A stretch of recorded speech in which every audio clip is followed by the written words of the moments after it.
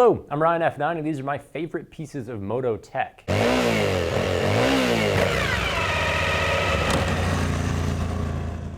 First up, the spot trace. It's really simple. I just throw this guy under the seat of my motorcycle and I can track it anywhere in the world using satellite technology. It can show up on my Google Maps, and if I want it to, it'll even send me a text message every time it moves. The spot trace would have been some serious James Bond shit in the Sean Connery era, but I mean nowadays it's only $120 for a device plus $100 for a year's worth of satellite time.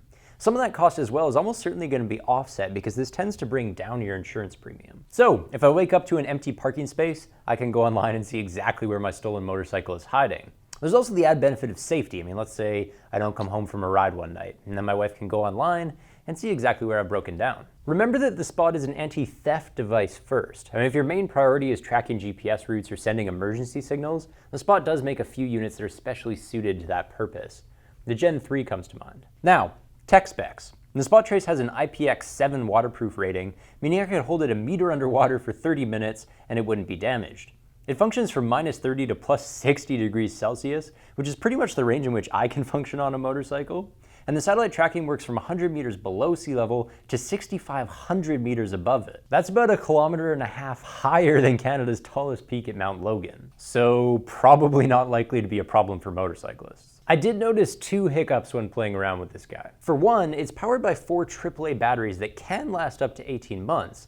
But if I'm tracking a constantly moving target with a really dodgy satellite connection, then the Spot could also drain its battery in less than a week. The other hiccup is that when the Spot Trace is left out of satellite range for a long period of time, it just powers itself down. So you have to be really careful putting it under the seat of your motorcycle to make sure that it can still see the satellite, and avoid parking indoors because otherwise it's just going to go to sleep and it'll sleep through the entire theft. Next up is the $150 Sena GP10 Bluetooth audio pack. Like pretty much every moto vlogger, I use a GoPro. Now this guy does take great visuals, but if I want to narrate what it sees, then I have to run a microphone into my helmet, and that means stitching together pictures and words in post-production. The GP10 really simplifies that process. I just snap it onto the back of my GoPro, and then I use this little side clip to attach the two, and I turn it on. It takes the audio from my Bluetooth comm system and then lays it over the GoPro's video in real time. Now here's a little clip to show you what that sounds like. Now this is what the GP10 sounds like when I'm accelerating, so I really have the engine going here. Now you can hear me fine, but bear in mind that I don't have the ambient noise on.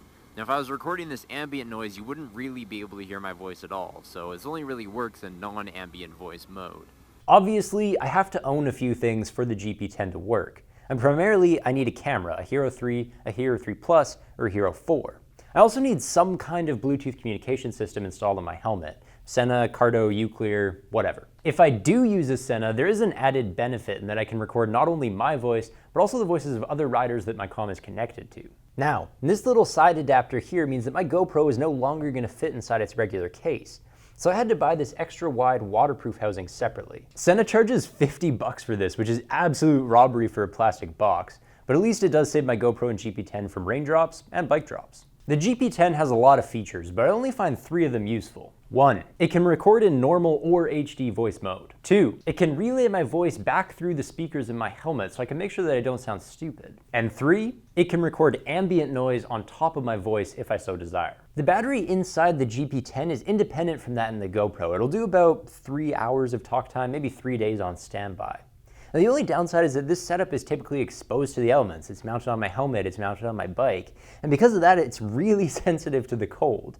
And I was motovlogging last fall in 6 or 7 degrees, and I got maybe an hour of talk time before the battery in my GP10 died. Keeping with the motovlog theme is my next favorite piece of tech, and that's the drift time lapse. When we're looking to add something special to our motorcycle videos, we reach for something like this. It's basically a glorified egg timer, and then you just turn it, and it'll rotate back 360 degrees in 60 minutes. It's very simple, but the effect is profound. This is a time lapse we recorded in our customer service department, and it was super easy to do. We just stuck a GoPro Hero 4 Session to the top of the drift, and then recorded about 30 minutes of video while it rotated around. Compatibility is wide open with this thing. Of course it's made to work flawlessly with Drift's own action cams, but we were able to mount our regular camera onto this 1/4-inch tripod screw, no problem.